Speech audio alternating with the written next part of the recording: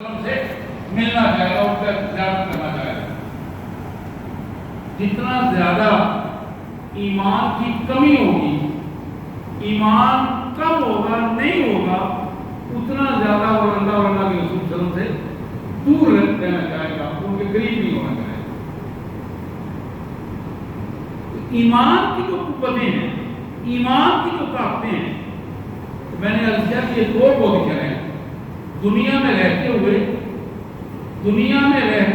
زندگی کو سنوارنے کا سب سے بہترین نسخہ یہ ہے کہ سچا ایمان موجود ہو، سچا ایمان کی سچائی موجود ہو۔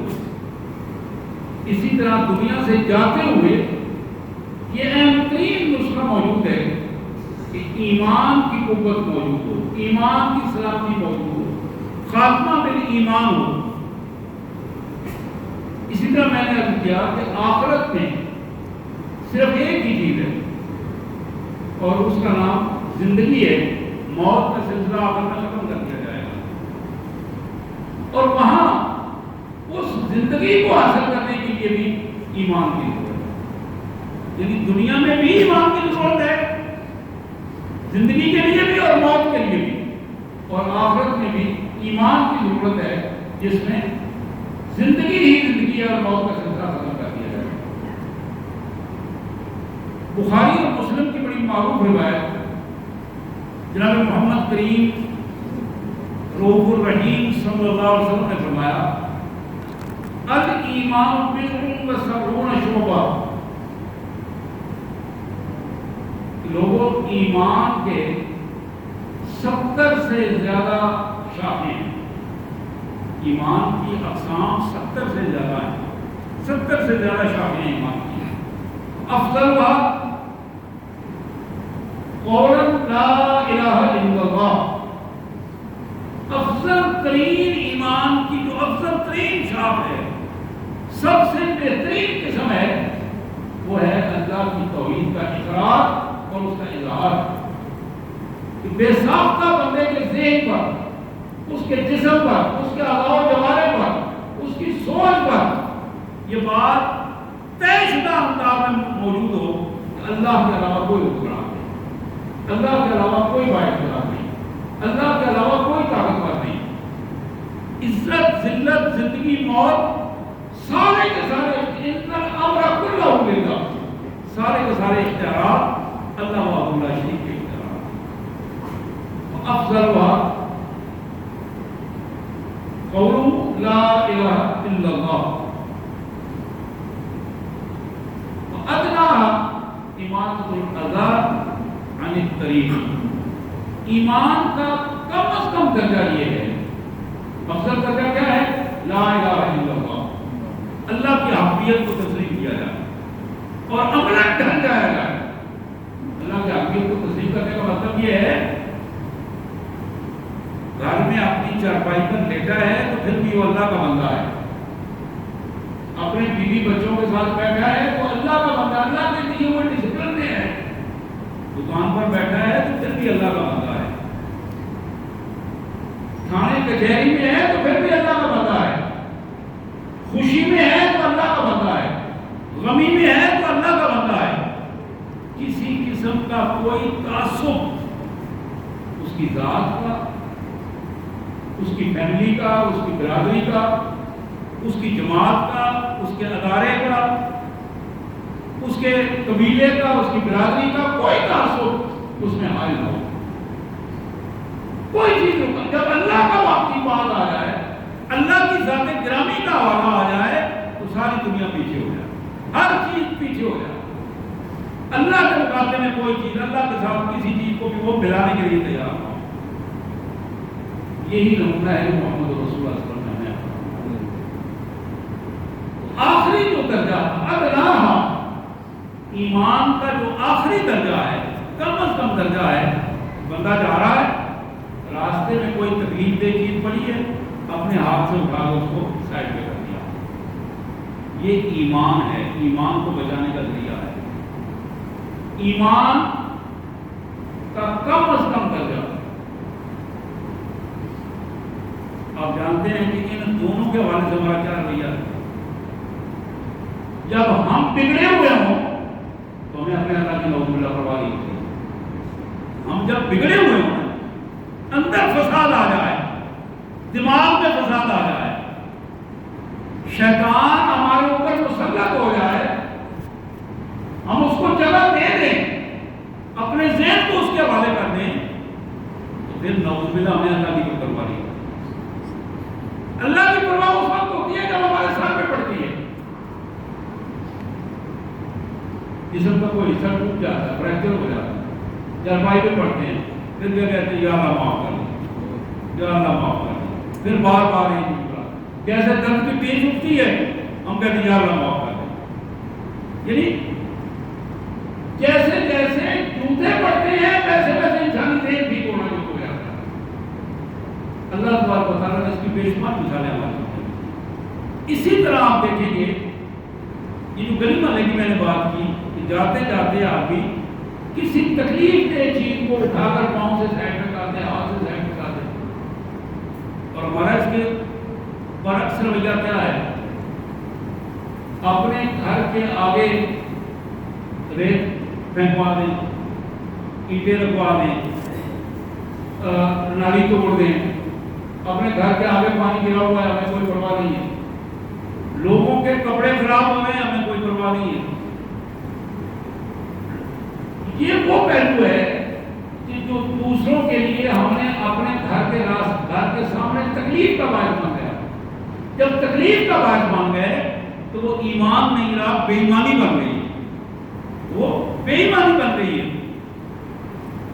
نالیوں میں گزرگاہوں میں جہاں لوگ گزر رہے پخانا پڑا ہوا ہے, ہمارے بچے گھر میں پیشاب پخانے نہیں کرتے, نالیوں میں آپ پخانا کرتے, گزرتے ہوئے لوگ کو تعفن سے اپنے ناپوں پہ ہاتھ رکھ رہے تھے اور بڑی مشکل سے مانتے ہیں. یعنی گندگی کی پوزیشن, تکلیف دہ صورتحال پیدا کر دینا. اس کے مقابلے میں ایک آدمی یہ محسوس کرتا ہے کہ لوگ رات کو دیر سے نماز پڑھ کے آتے ہیں, صبح جلدی جاتے ہیں, اپنے گھر کے سامنے بلب لگوا دیتا ہے, یہاں سے لوگ گزرے تو روشنی میں جائیں. گھر کے سامنے صفائی کرواتا ہے کہ کوئی بھائی یہاں سے جائے تو اس کے کپڑے گندے نہ ہوں. نیت کی بات ہے نا, جتنی خوبصورت نیت کرے گا, جتنا اچھا رویہ اپنائے گا, اتنا اچھا ایمان اس کو حاصل ہوگا. جس انداز میں, وہ بڑی معروف مثال ہے اور یہ حدیث کی مثال ہے. ایک آدمی نے ایک جگہ پہ راستے میں ایک لکڑی کا قلعہ لگا دیا اس مقصد کے لیے کہ کوئی راستے میں چلنے والا آتا جاتا ہے تو اس کو اگر کوئی باندھنا پڑے جانور کو اس کے ساتھ باندھ کے تھوڑی دیر ریسٹ کر سکتا ہے. درخت ہے, درخت کے ساتھ اس نے دوسرا بندہ اس نے وہ قلعہ اٹھا دیا.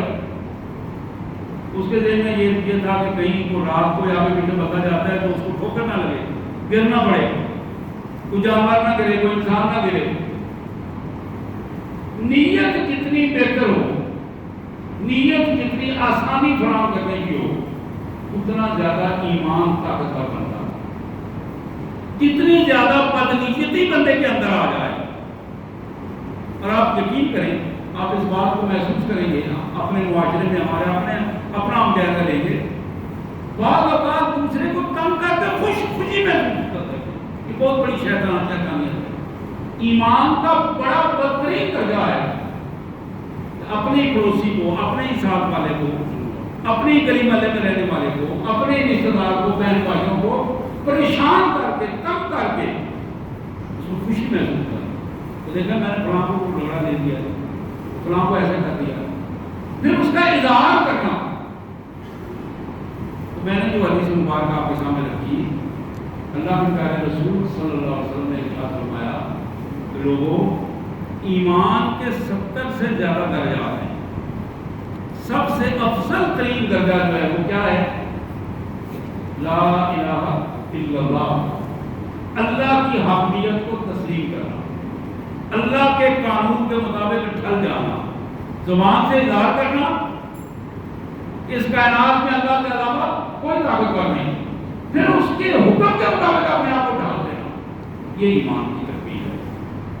اور ایمان کا کم تر درجہ جو ہے اللہ کے رسول صلی اللہ علیہ وسلم نے فرمایا وَأَدْنَاهَا إِمَاطَةُ الْأَذَىٰ عَنِ الطَّرِيقِ، راستے سے کوئی بھی تکلیف دہ چیز ہو اس کو دور کر دینا، یہ کیا ہے؟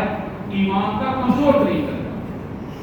اور پھر فرمایا وَالْحَيَاءُ شُعْبَةٌ مِنَ الْإِيمَانِ، لوگوں حیا ایمان کا حصہ ہے. حیا ایمان کا حصہ ہے. حیا شرم و حیا کی وہ کیفیت جس میں انسان کی انسانیت کی تکمیل ہوتی ہے، اور شرم و حیا کی وہ کیفیت جب آدمی اس شرم و حیا کو ختم کرتا ہے تو پھر انسان کے اندر انسانیت نہیں رہتی. انسانیت نہیں رہتی. بظاہر کی معمولی چیزیں من حیث القوم، ہماری نئی نسل کو بے حیا بنانے کی پوری کوشش کی جا رہی ہے، پوری کوشش کی جا رہی ہے. اور اس نئی نسل کے ساتھ ساتھ میں نے دیکھے بڑے 60 50 60 70 40 سے اوپر لوگ اٹھنے ننگے ہیں، ناف کا کچھا پہنا ہوا ہے، چھوٹی سی بنینی اوپر پہنی ہوئی ہے، اور ماشاءاللہ بڑے حسن سے جا رہے ہیں، بڑے خوبصورتی سے اپنے آپ کو بڑا معتبر سمجھ کے وہ نکل رہے ہیں. اور مجھے اس بات پر حیرانگی ہوتی ہے کہ وہ اپنے بچوں کے گھروں سے نکل کے اس حالت میں آئے. یعنی ایک آدمی کی ٹانگیں ننگی ہیں، وہ اپنی بیٹی کے سامنے سے نکل گیا، اپنی بہن کے گھر سے نکل گیا ہے، اپنی ماں اپنی بیوی کے اس کیفیت میں اپنے گھر سے اپنے بچوں کے سامنے سے نکل کے آیا. وہ دیکھ رہے ہیں کہ میرا ابا میرا بھائی اس کی پوزیشن کیا ہے. یہ تو آدھے کپڑے بھی نہیں پہنے ہوئے، یہ تو ہمارے لباس کی پوزیشن ہے. یہاں تک کہ ہم مسجدوں میں بھی آتے ہیں تو ہماری حالت یہ ہوتی ہے کہ اس قسم کے ٹروزر پہنے ہوتے ہیں کہ جس میں حیاداری کی پوزیشن بظاہر نظر نہیں آتی. بالکل ایک آدمی کو محسوس ہوتا ہے جیسے وہ چیز پہنی ہوئی ہے یا نہیں پہنی ہوئی، ایک ہی انداز ہے. یہ جو حیاداری ہے یہ ایمان کا بہت بڑا حصہ ہے. اسی کو دوسرے الفاظ میں ادب بھی کہتے ہیں. بولتے ہوئے بندے کی زبان اس لیے رک جائے کہ میرے استاد محترم ہے، میں نے ان کے سامنے فالتو بات نہیں کی، میرے ابا جی ہیں، میں ان کے سامنے فالتو بات نہیں کروں، اونچی آواز میں نہیں کروں، یہ میرے ماموں ہیں، چچا ہیں، سسر ہیں، بڑا بھائی ہے، یہ سارے ادب کے تقاضے ہیں. میں نے ان کے سامنے اونچی آواز میں بات نہیں کرنی. اللہ نے یہ آداب سکھائے ہیں ہمیں. سورہ حجرات میں آپ پڑھتے ہیں کہ اللہ کے رسول صلی اللہ علیہ وسلم کے بارے میں اللہ نے فرمایا لا ترفعوا اصواتکم فوق صوت النبی، میرے نبی کے پاس بیٹھنے والوں اپنی آوازوں کو محمد رسول اللہ کی آواز سے اونچا نہ کرنا. ان تحبط اعمالکم، ممکن ہے تمہاری آواز اونچی ہو تو زندگی بھر کے عمل ضائع ہو جائے. مفسرین نے اس حوالے سے لکھا ہے کہ جہاں بات اللہ کے رسول صلی اللہ علیہ وسلم کی ہے، حضور کی امت میں بھی قیامت تک اسی طرح قانون چلتا رہے گا کہ اپنے جو بزرگ ہیں، بڑے ہیں، جو دینی اعتبار سے بڑے ہیں، جو دنیاوی اعتبار سے بڑے ہیں، اساتذہ کرام ہیں، والدین ہیں، ان کے احترام کے حوالے سے یہ بات ذہن میں ہو کہ ان کے سامنے بولنا ہے، ادب سے بولا جائے، نیچی آواز رکھ کے بولا جائے، آنکھیں نیچی ہوں. مغرب نے ہمیں سکھایا ہے کہ آنکھوں میں آنکھیں ڈال کر بات کرو. اسلام نے یہ نہیں سکھایا. اسلام نے سکھایا ہے کہ تم بات کر رہے ہو بات سچی کرو، لیکن اپنے سے بڑے سے جب بات کر رہے ہو تو تمہاری نظریں نیچی کی جائیں، آنکھوں میں آنکھیں ڈال کے بات نہیں کرو. یہ جو حیا اسی کا نام ہے کہ آدمی جب ادب کا تقاضا ہو تو آنکھیں نیچی ہو جائیں. لباس ہے اس میں حیا کا پہلو ہے، مکمل لباس ہو. آپ اندازہ کریں گے جناب عثمان غنی رضی اللہ تعالیٰ عنہ حیا کے پیکر، یہ انہی دنوں ان کی شہادت بھی ہوئی ہے، ذی الحجہ کے آخری دنوں میں 18 ذی الحجہ کو. حیا کے پیکر اللہ کے رسول صلی اللہ علیہ وسلم نے فرمایا، ایک دفعہ حضرت عثمان رضی اللہ عنہ کے بارے میں بات ہوئی تھا، اللہ کے رسول صلی اللہ علیہ وسلم نے فرمایا کہ خدا کی قسم عثمان وہ ہے جس سے اللہ بھی حیا کرتے ہیں، اللہ کے فرشتے بھی حیا کرتے ہیں۔ حضور نے فرمایا میں کیوں نہ حیا کروں رضی اللہ تعالیٰ عنہ۔ اور جناب عثمان غنی رضی اللہ تعالیٰ عنہ زندگی بھر، آپ سے تو پوچھا گیا زندگی بھر کبھی بھی بغیر کپڑا باندھے آپ نے نہائے نہیں۔ آپ نے فرمایا کہ میں نے زندگی بھر اپنے جسم پر کبھی نگاہ نہیں ڈالی۔ یہ حیاداری کی بات ہے۔